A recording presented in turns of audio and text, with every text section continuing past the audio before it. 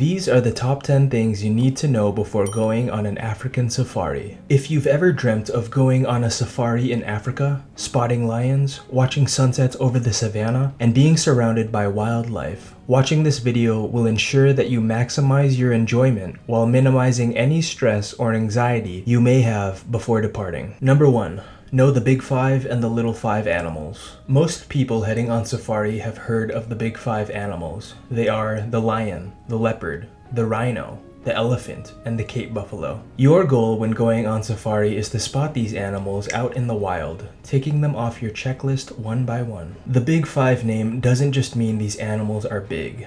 It actually comes from the hunting days when these five were considered the hardest and most dangerous animals to hunt on foot. But now, we can enjoy these animals from the safety of modern safari vehicles. There's also the little five, smaller animals that share names with the big five. There's the antlion, the leopard tortoise, the rhinoceros beetle, the elephant shrew, and the buffalo weaver bird. So while you're out looking for the big five, keep an eye for their smaller counterparts too. Timing is everything when it comes to your enjoyment of a safari, so choosing the right season is important. Africa's dry season, usually between May and October, is popular because the lack of rain means animals gather around water sources, making them easier to spot. We saw this behavior many times during our safaris. The dry season can also make for spectacular clear skies and comfortable cool nights. But don't rule out the rainy or green season from November to April. The green season is more wet, but landscapes turn lush and green, and there are fewer tourists, which means better rates and a more peaceful experience. Plus, many animals give birth in this season, so you might see baby animals everywhere, which is an amazing sight. During our safaris during the dry season, we already saw baby elephants and lions that were born in the wet season and had grown up a bit. So whether you prefer the drier season or more vibrant green season, pick the one that aligns with the experience you're looking for. It's also important to know your safari options and types. Not all safaris are the same, so you'll want to choose the right style for you or try them all. Boat safaris are on the rivers in Africa, and you will be able to see more aquatic-based animals like crocodiles, hippos, and frogs. These boat safaris are especially beautiful for enjoying the sunset. Each type of safari offers something unique, so take some time to think about which one will give you the best experience. Health is key for any adventure,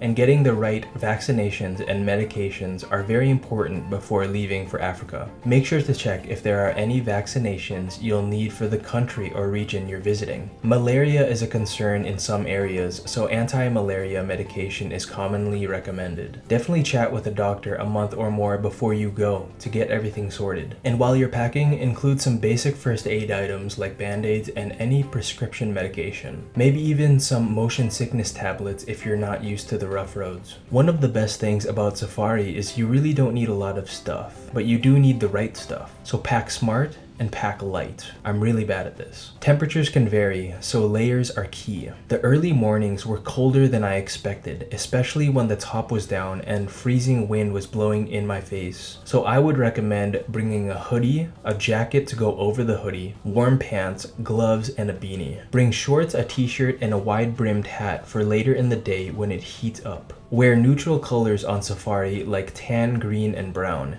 These help you blend in with the environment so you don't startle the animals. Dark blue and black clothing not only startle animals, but attract tsetse flies. Stay away from these colors for your adventures. Don't forget sunscreen, bug spray, and bring a camera or smartphone with extra storage. The landscapes and animals are absolutely breathtaking, and you'll want to capture it all. I would also recommend bringing a pair of binoculars, ideally with at least a 10x zoom. Binoculars are your best friends on safari, and you won't want to blink while your mouth is wide open, looking at the incredible African wildlife. Finally, heavy perfumes. Don't bring them. They attract insects and even alert animals to your presence, which can ruin potential encounters. Safaris are all about experiencing animals in their natural habitat, which means letting them be wild. Wildlife is unpredictable, so always listen to your guide's instructions and avoid getting too close. Never feed or disturb animals, and resist the urge to make loud noises or sudden movements. Your guide is trained to keep you safe and ensure the animals are not stressed, so trust their knowledge. All of our safari guides shared so much knowledge with us, so listen to them closely during the safari like you're watching Planet Earth in real life. Remember, the goal is to observe without interfering. Respecting animals and their space not only keeps you safe, but also makes the experience so much more authentic. Next, be ready for early starts and long days. Safaris begin around sunrise as animals are most active at dawn and dusk. We would wake up at about 4 to 4:30 to catch the sunrise at 5:30. That means some early morning wake-up calls, but believe me, it's worth it. Seeing the sunrise over the savannah while animals are just waking up is a magical experience. Days can be long, with plenty of downtime in between drives, so bring snacks, stay hydrated, and enjoy the ride. Safaris are all about the journey,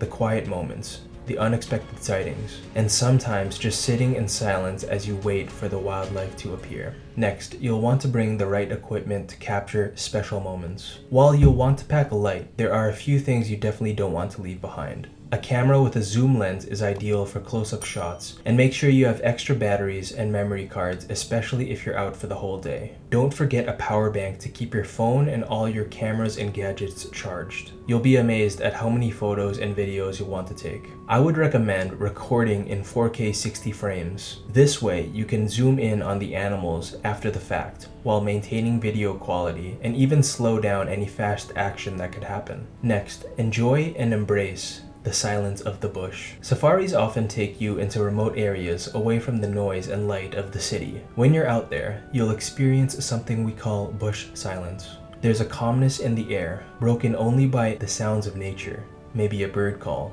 the wind, or the distant roar of a lion. The silence is a chance to disconnect from the normal noise and reconnect with the earth. Take a deep breath, look around, and just enjoy being there. Listening to sounds also helps you spot the animals that are hiding right in front of you. It's a beautiful and rare experience. Lastly, leave no trace. One of the best ways to respect the wild is by keeping it as pristine as you found it. Don't leave behind any litter or disrupt the natural environment. When we visit these beautiful places, it's up to us to preserve them for future generations. By leaving no trace, you're doing your part to protect the wildlife and landscapes that make African safaris so special. That's it. The top 10 things you need to know before going on an African safari. Click right here on the screen to watch my full guided safari tour video in Kruger National Park. I'll also leave a list of gear and gadgets that I use to create these videos while I'm traveling. I hope this video has helped you prepare or become interested in going on an African safari in the future. Let us know in the comments what you're most excited to see on safari. And if you've been on safari, I'd like to know your favorite moments. Don't forget to subscribe for more travel tips and adventure guides. Thanks for watching,